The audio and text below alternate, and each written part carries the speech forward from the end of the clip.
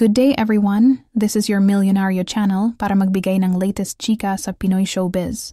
Janela Salvador, Clea Pineda lantaran na ang relasyon, nag-date sa US. Nagpakilig at nagpasabog na naman ng good vibes sa social media ang rumored couple na sina Janela Salvador at Clea Pineda. Nag-share kasi si Janela sa kanyang Instagram account ng mga litrato na kuha sa Los Angeles, California. Kabilang narito ang mga pictures ng lafang at ilang lugar na binisita niya roon. At sa ending ng post ng kapamilya actress ay bumandera nga ang sweet photo nila ni Clea together. Ibig sabihin magkasama silang nagbakasyon sa Amerika. La La Land feels like home, ang caption ni Janela sa naturang IG post. Na sinagot naman ni Clea ng, I'm home.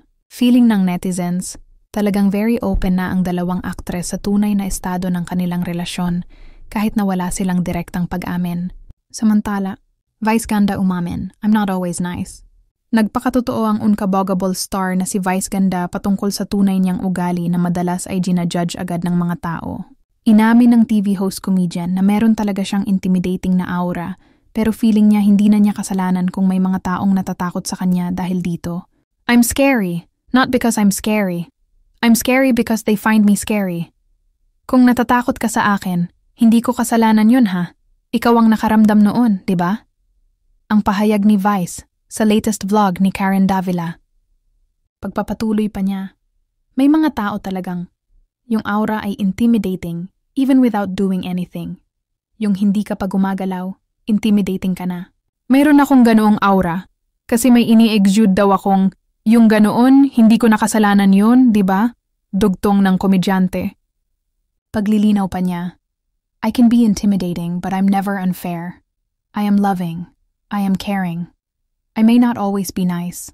I'm not always nice, but I'm not unkind. Bago ako matulog kapag nagdasal ako, iniisip ko, am I unkind today? Tapos sinasabi ko, no. You were just unnice earlier. Okay na yon. I cannot promise to be nice all the time, but I promise to be kind every day of my life. I will never be unkind. I will never be unjust and unfair to people. Lahad pa ng It's Showtime host. Ang punto pa niya, lagi ako sa fair. Kung gagaw ka, gagaw rin ako. Kung mabait ka, ay mabait din ako. Hindi ako manggagagaw ng mabait sa akin.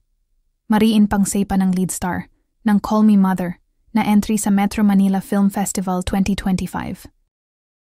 At Angelica Panganiban biglang napaiyak sa premiere night ng Unmarry. Emotional si Angelica Panganiban bago magsimula ang screening ng pelikula nila ni Zanjoy Marudo na Unmarry. Kagabi, naginanap sa Trinoma Cinema 6, Quezon City. Binati muna ni Angelica ang lahat ng nakita niya sa loob ng sinehan at nagpasalamat dahil kahit malakas ang ulan at traffic ay full house pa rin ang Cinema 6. Good evening everyone. Ngayon pa lang Merry Christmas. Maraming salamat for being here. Garalgal na ang boses. Thank you. Hiyawan ang lahat. Mensahe ng aktres. Niyakap ni Eugene Domingo si Angelica para kumalma sa baypunas ng mga mata. Si Eugene na ang nagsalita. Thank you everybody. Thank you for being here. Congratulations to our producers, Quantum Films at Cineco Productions, to our creative team and to Angelica. We're here for you. We love you and our families and friends. Thank you and have a lovely time. Thank you. Say naman ni Zanjo. Good evening po sa inyong lahat. Maraming salamat po sa suportang ibinigay nyo sa Unmarry, sa mga kaibigan ko, sa pamilya ko. Dumating ang asawang si Ria Atayde, kapatid na babae at daddy mula sa Amerika. At sa lahat ng katrabaho namin. Wala pa akong opinyon sa pelikula dahil hindi ko pa napapanood. Pero naniniwala ako sa napakahusay na script na pagkakasulat ni Direk Chris Martinez at syempre sa direksyon ni Jeffrey Jeturian.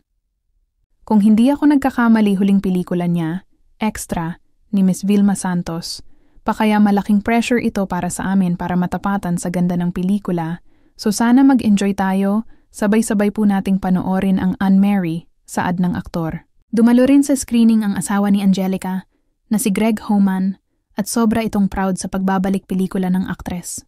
Nakita rin namin sa premiere night sina Miss Cory Vidanes, COO ng ABS-CBN, Direk Tonet Chadaone, Kian Cipriano, Maris Racal, Chris Kahilig, Pure Gold's Festival Director, Direk Quark Henares, national artist Ricky Lee, Zaijian Jaranilla, Gela Ataide, Charmaine Buencamino, kasama rin sa pelikula, Pokwang, Glyza De Castro, at hubby, Enchong D, John Sweet Lapus at movie reviewers tulad ni Wango Galaga, Dr. Fred Hawson. At iyan ang ating latest chika sa showbiz. Tutok lang sa Milyonaryo Channel para sa iba pang update. Thank you for watching.